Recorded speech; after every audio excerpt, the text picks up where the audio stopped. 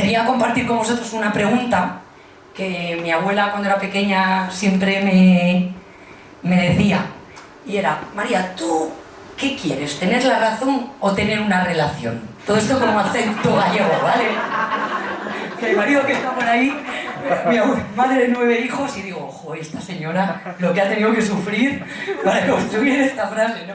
Claro, 9 hijos, y bueno, y una vida complicada, ¿no? Y el otro día con una compi, con Ana, contándole la reflexión, me decía, pon la frase de tu abuela, directamente, ¿no? Porque, sobre todo porque yo siempre, desde pequeña, para mí lo más importante, cuando te dices tú una abuela, no es una creencia, una introyección, se te mete aquí, es construir una relación. Y yo era la más guay construyendo relaciones, ¿no? Y entonces resulta que monté una compañía que el objetivo, Innuba, era acompañar a la gente a construir relaciones conscientes de la marinera, ¿no? ¿Y qué es eso, no? Y no solo a las personas en general, sino particularmente a los clientes.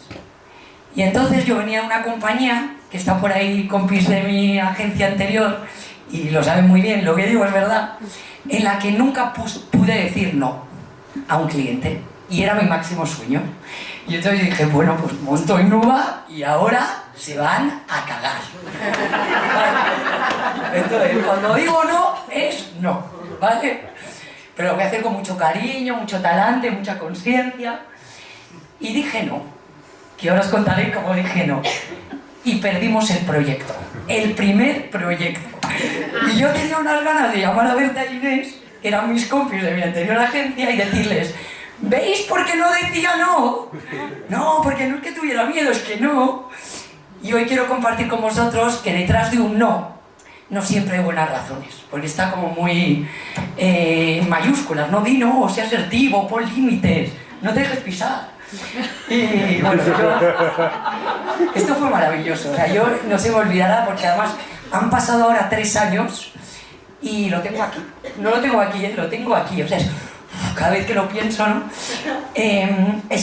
Ganamos un primer proyecto, el primer proyecto, los que emprendedores sabéis lo que significa el primer proyecto, es ya puedo pagar la oficina, ya puedo pagar las primeras cosas, ¿no? Y había una posibilidad de continuación. Nos sujetaba la fiesta todo el año, como yo decía, ¿no? Esa continuación. Y entonces mandamos el presupuesto de continuación al cliente y el cliente dijo no. Entonces yo cuando recibí el mail hice así y dije, bueno, vamos a ver cómo lidiamos con esto.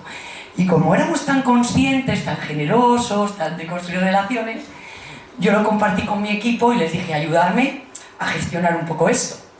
Y entonces coescribimos un mail, un viernes a las 2:30 de la tarde. Era un mail que no os puedo contar, delicado, con las palabras justas, pero en el mail era, lamentablemente no podemos aceptar este recorte de presupuesto, no nos vamos a ajustar. Y lo envié. Y el martes siguiente lo que ocurrió es que el cliente nos llamó, acudimos allí. Era un antecedente importante, es que este cliente llevaba trabajando con él 10 años antes, ¿vale? Esto es importante, ¿vale? Era un cliente que nos conocía de nuestras pasadas vidas, en los que íbamos con muchísima confianza, ¿vale? Y el martes nos convocó y nos contó, a mi socio y a mí, que ya tenía un nuevo proveedor. Y dijimos, ¡hola! Lo que no nos había pasado en nuestra vida, ¿no? Y que además sentía que no éramos las personas adecuadas para acompañarle, porque necesitaban a alguien con un perfil muchísimo más creativo, que esa fue como creativo, o sea, no hablamos de dinero, creativo, estratégico, que era como no, y que lo habían encontrado en 48 horas, ¿no? Para nosotros fue, o sea, matador. Y además, mi socio se ha dedicado todavía a la creatividad y yo a la estrategia y nos dio a cada uno, ¿vale? Mi socio lleva 25 años montando su propia agencia, imaginad. Yo recuerdo la cara de José y yo digo, no sé si desmayarme por mí o por José. O sea, porque lo de estratégica yo, bueno, pues de todo un poco, pero creativo José, macho. Bueno, por eso es ¿no? Entonces, quiero compartir con vosotros las 5 razones que al cabo de un tiempo, porque claro, como aún me duele, seguro que hay 15, pero hay 5 gordas que dije, qué mal lo hice, macho. Detrás de ese no. A ver, vale. La primera, a ver, nosotros montamos Innova para cuidar, ¿vale? No para vender. Vendí. No cuidé la relación, ¿no? Me olvidé de cuidar al cliente, ya le vi venir, que me quería recordar el presupuesto, que era el suyo. Además era una multinacional con un montón de dinero, me pedía, yo era un emprendedor, no tengo dinero, ya estoy en mogollón, ya estamos con lo mismo, yo no soy su madre, y pipí. O sea, yo por dentro, o sea, medio impecable, ¿eh? Yo por dentro de, sí, una mierda, ¿sabes? Ahora me acuerdo de la emoción perfectamente, ¿no? Y una mierda. De aquí no lo veo. El segundo, que este se lo voy a regalar a mi abuela, también lo diré, de construir una relación, es que para nosotros era muy importante ese proyecto, porque nos sujetaba el proyecto nuestro y nos sujetaba nuestro propósito. Y entonces dije, a por todas, está detrás de mí hay mucha gente, nos tiene que salir bien, ¿no? Y me olvidé de recordar, pensé más en el proyecto en vez de la persona, y pensé más en lo concreto, más que en el largo plazo, ¿no? Hoy si volviera para atrás, pues esta ansiedad de lo táctico y esta ansiedad de ganar y a por todas, que los emprendedores además lo sabéis vosotros, o sea, es que no nos cae el dinero del cielo. Entonces, bueno, dices, esta urgencia a por todas, ¿no? Y bueno, detrás de ese no era tan bonito las razones, ¿no?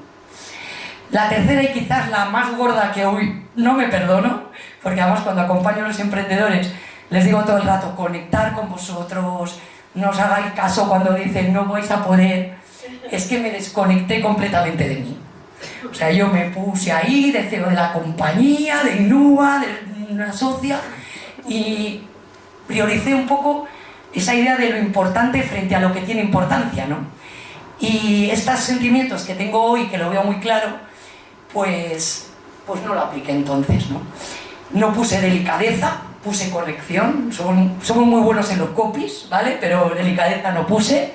Y los que trabajáis en organizaciones grandes lo sabéis, y es que el sistema es importante, igual que en las familias, ¿no? Cuando acompañamos a alguien en un proceso traumático, ¿no? Que a veces nos toca, socios, amigos, compañeros, una cosa que no pensamos nunca es también muchas veces las relaciones que están dentro de ese sistema, ¿no? Una persona en una organización no es totalmente libre. Tiene sus politiqueos, tiene sus conexiones, a veces es cliente interno de otros. Y no se me ocurrió pensar que esta persona, a su vez, tenía sus presiones, tenía su sistema.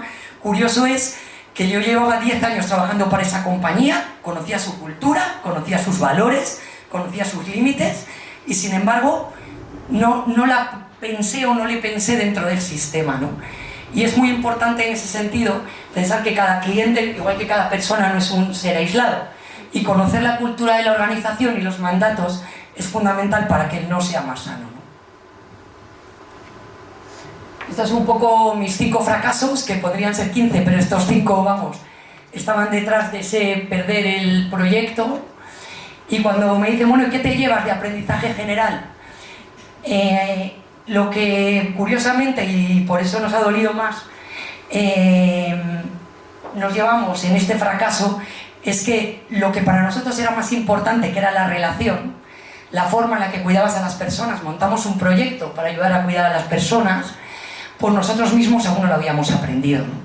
Y entonces, bueno, gracias a ese fracaso, ¿no? Menos mal, pusimos muchísima más atención, muchísima más humildad, y estamos aprendiendo con eso de cómo se cuida frente a cómo se vende, ¿no? Y hasta aquí.